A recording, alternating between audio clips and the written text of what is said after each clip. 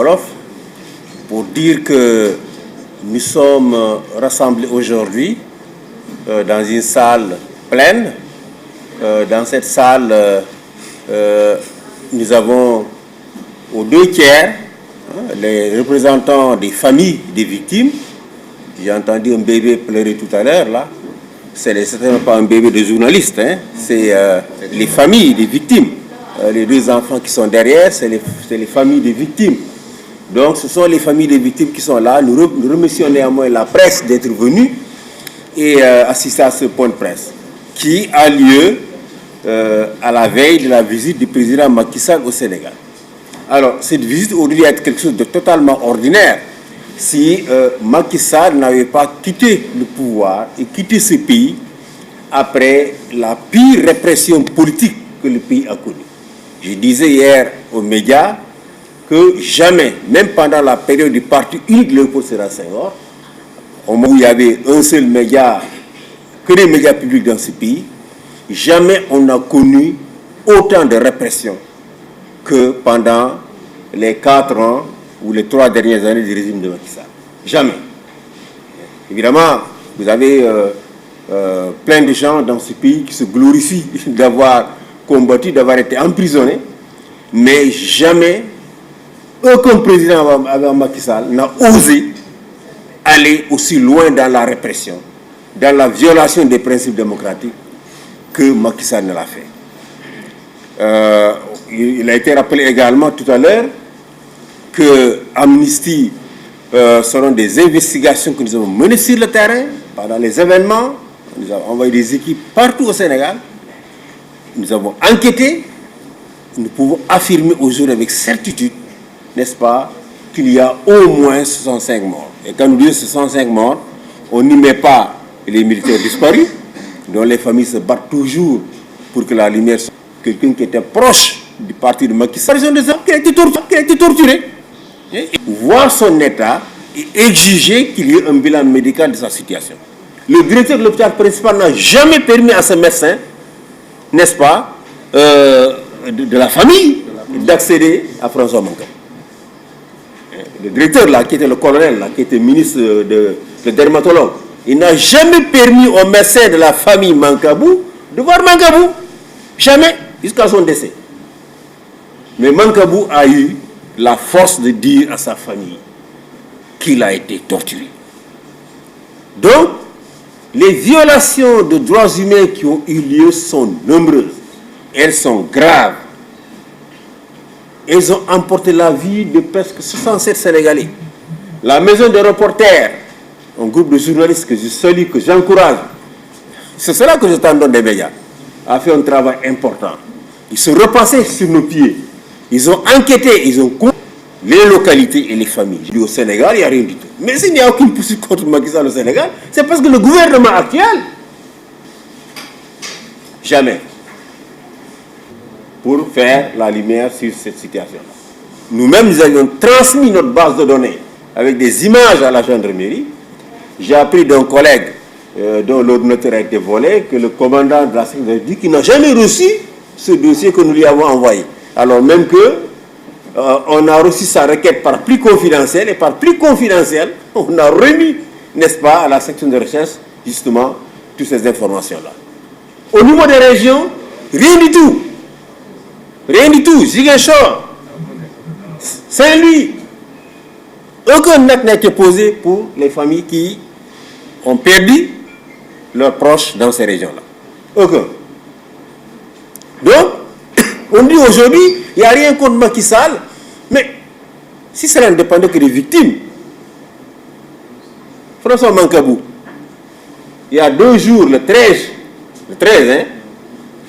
juillet, on a célébré les 4 ans de la mort de François Mancabou.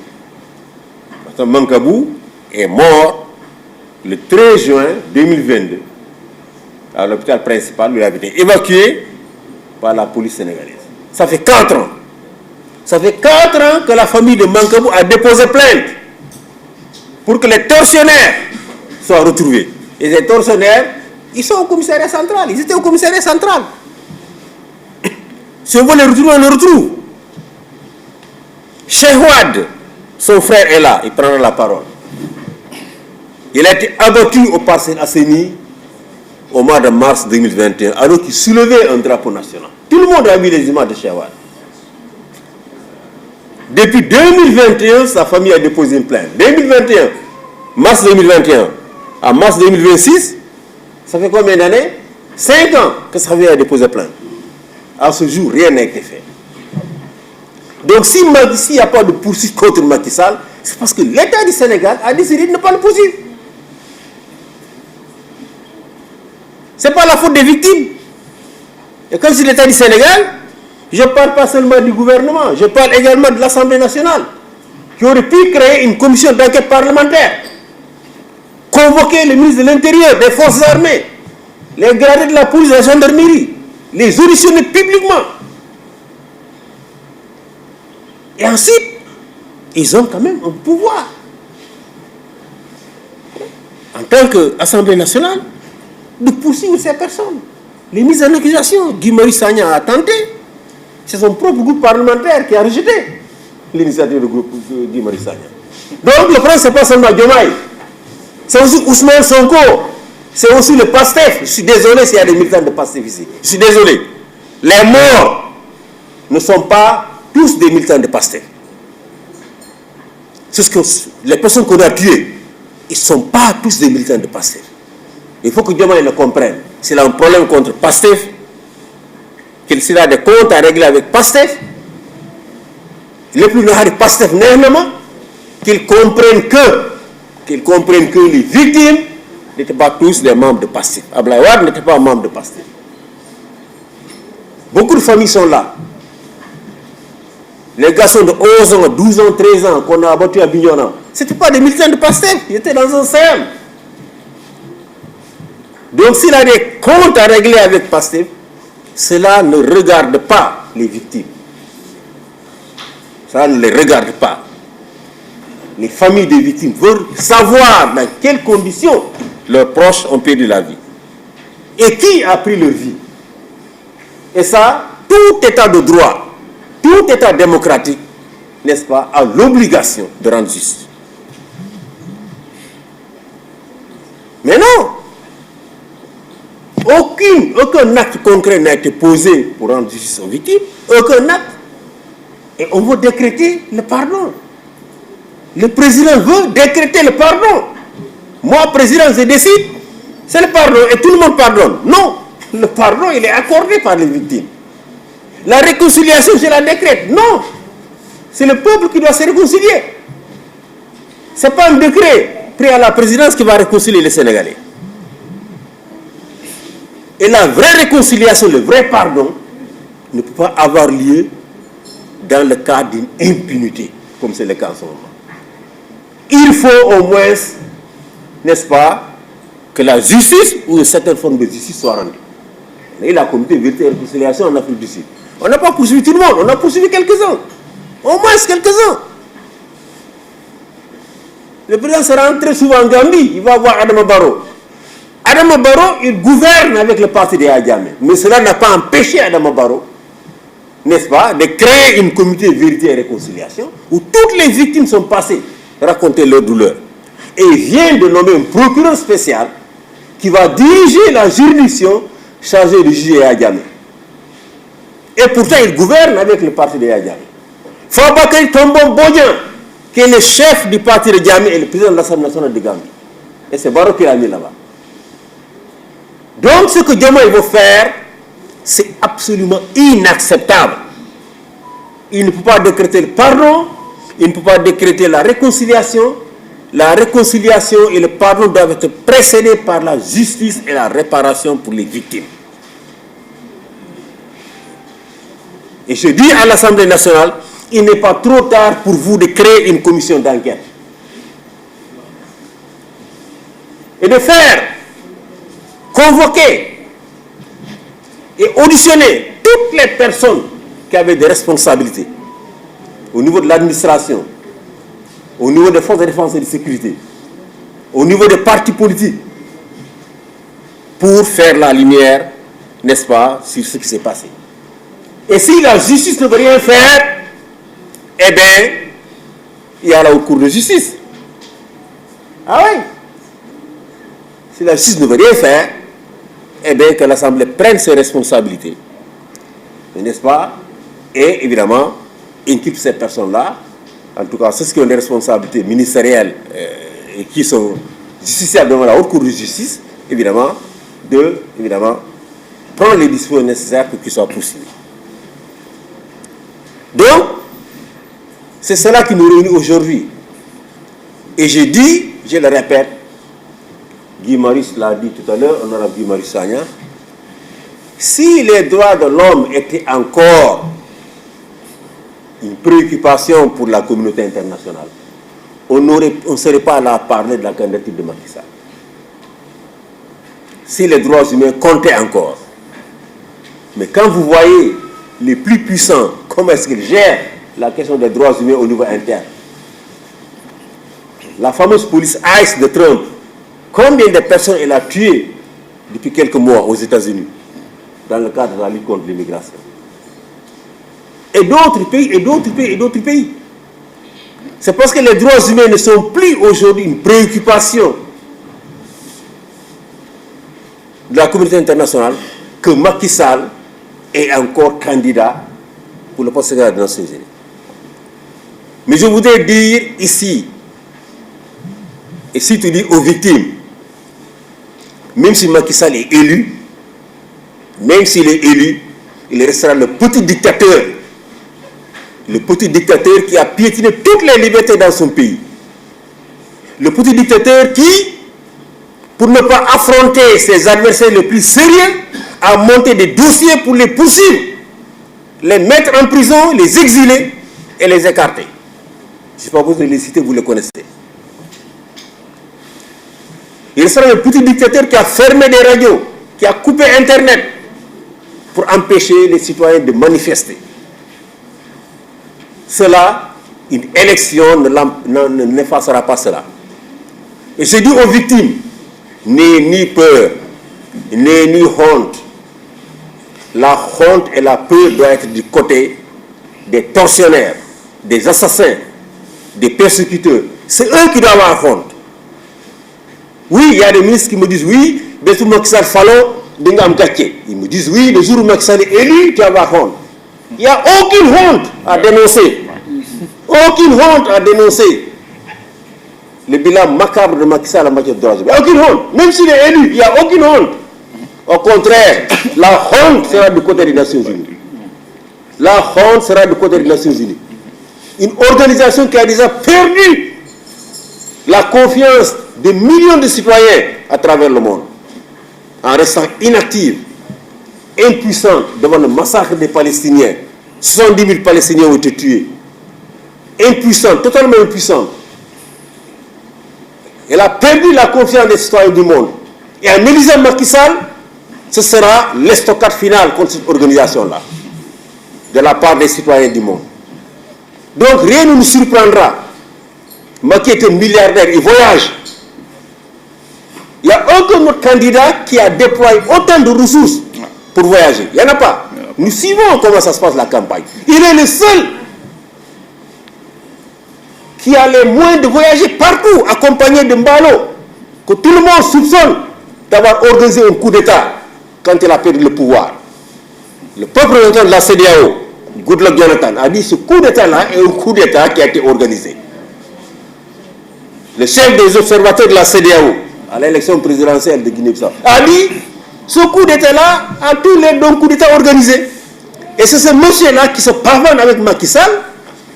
Évidemment, on dit qui se ressemble, s'assemble, qui se pavane avec lui, qui va avec lui partout dans le monde et qui est devenu son principal lobbyiste.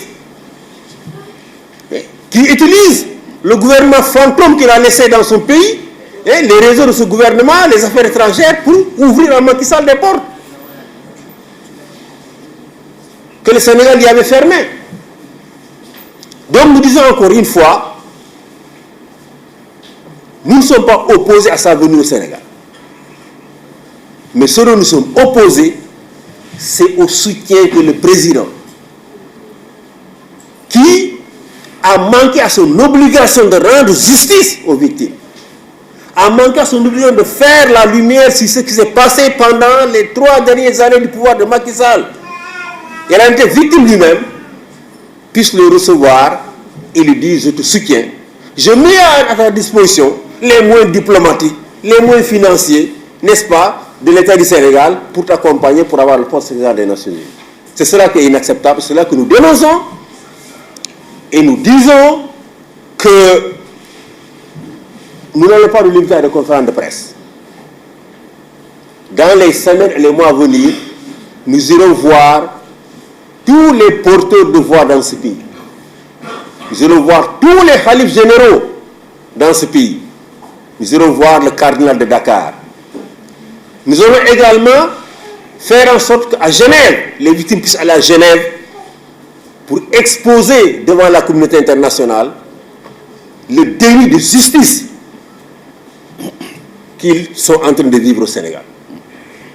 Nous ferons en sorte que, au niveau de la Commission africaine, les victimes puissent aller pour exposer devant les savants de l'Union africaine le déni de justice auquel ils sont confrontés au Sénégal. Et nous allons faire en sorte que le rapporteur spécial des Nations Unies, c'est l'accès à la justice, puisse venir au Sénégal et confronter les autorités sur l'impunité qui règne dans ce pays depuis maintenant plusieurs décennies. Je le dis, je le répète, j'ai vu quelques personnes, les mêmes d'ailleurs qui m'insultaient du temps de Macky Sall, qui aujourd'hui ont changé de casquette et qui m'insultent à nouveau. Moi, je n'ai rien à voir avec PASTEF. Entre 2011 et 2012, les familles des victimes d'Ablaye Wade, ils n'avaient qu'une seule adresse, c'était Amnesty. J'ai moi-même été poursuivi par l'ancien commissaire central de Dakar à cause de mon engagement en faveur des victimes, n'est-ce pas, d'Ablaye Wade. Ces personnes qui avaient été tuées suite à l'appel de Macky Sall, Ousmane Tanor Dieng, Moustapha Niasse, ceux qui avaient appelé ces jeunes à manifester. Quand ils sont arrivés au pouvoir, ils les ont oubliés. Et ces jeunes n'avaient qu'une seule adresse où aller pleurer, c'était Amnesty. Et nous avons continué la bataille. Des familles ont désisté, d'autres familles ont continué à se battre, comme la famille de Mamadou Diop, et finalement elle a obtenu justice. Ces victimes n'étaient pas des gens de PASTEF, les victimes de 2011-2012, pour lesquelles on s'est battu. Bassirou Faye, rappelez-vous, ils ont mis la pression sur le commissaire, le procureur Serigne Bassirou Gueye pour qu'il me convoque par voie de communiqué de presse. Parce qu'ils voulaient imputer la mort de Bassirou Faye aux étudiants. Ce sont les étudiants eux-mêmes qui l'ont tué. Voilà ce qu'ils avaient commencé à dire. J'ai dit non, c'est faux. On a enquêté à l'université. C'est la police qui l'a tué. Ils ont dit au commissaire, mais au procureur, il faut le convoquer. Ils ont forcé la main. Finalement, il fait un communiqué à 19h pour me dire qu'il me convoquait pour aller... J'ai dit, je ne vais pas, je ne réponds pas aux convocations par voie de presse. Si le procureur veut me convoquer, il m'envoie une convocation, c'est bon. Bassirou Faye n'était pas de PASTEF. Personne ne parlait de PASTEF quand Bassirou Faye est mort.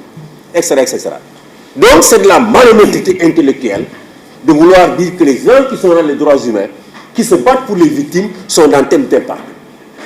C'est de la malhonnêteté, c'est de la mauvaise foi, qui est si caractéristique de la classe politique sénégalaise. Si caractéristique. Ils changent de position, ils changent de discours selon leurs intérêts politiques.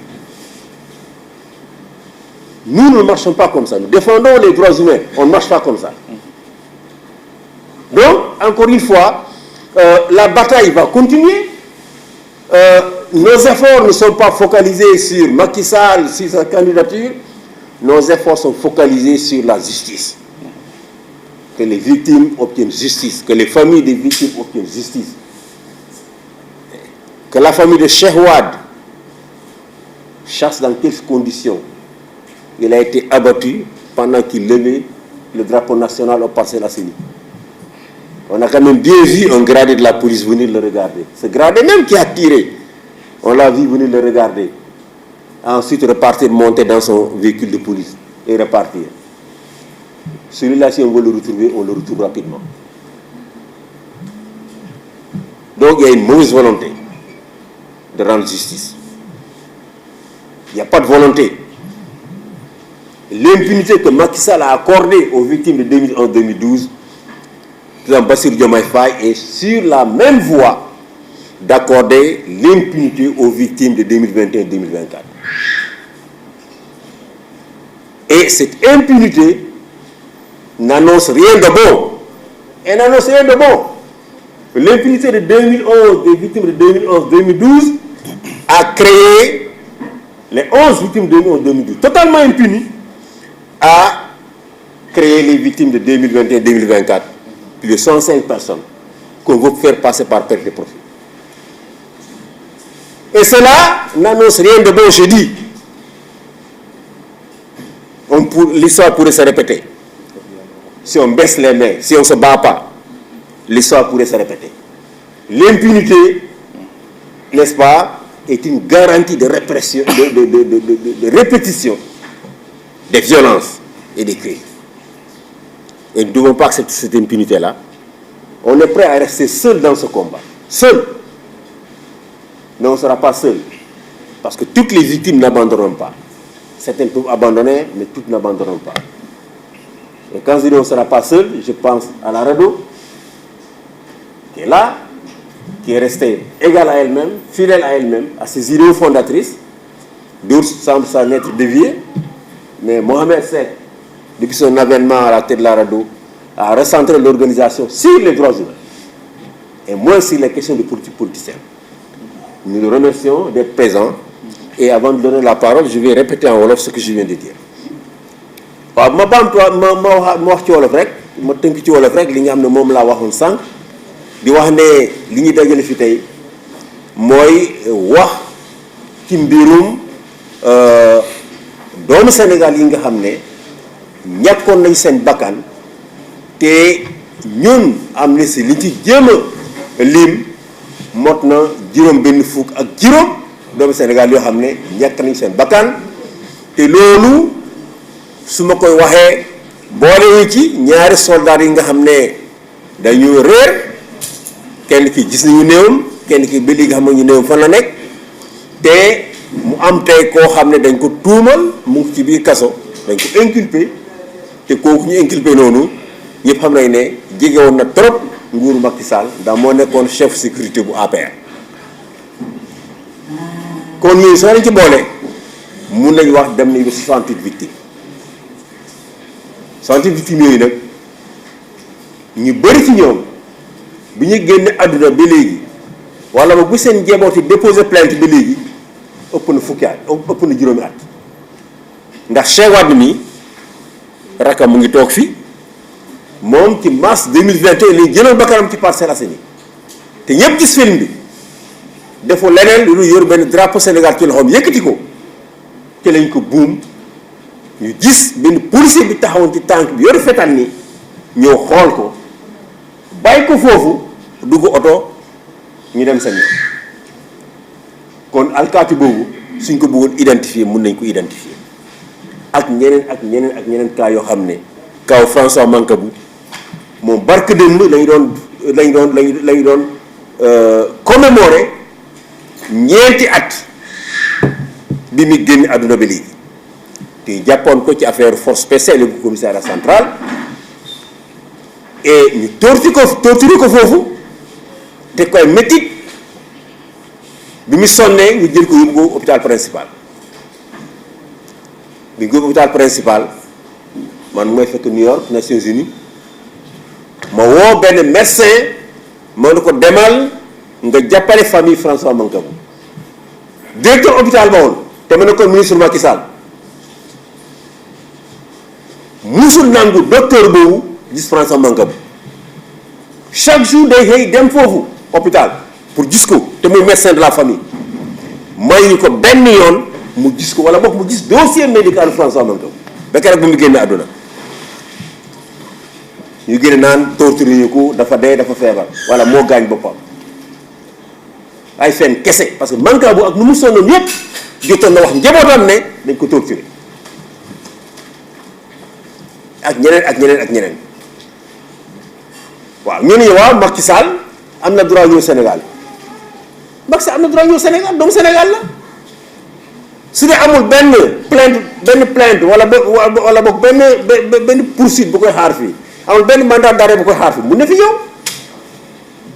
ñun loolu suñu problème mun na fi ñëw waaw li suñu problème mooy président Bassirou Diomaye Diakhar Faye mi nga xam ne bokkoon na Pastef doon woo xale yi pour ñu manifester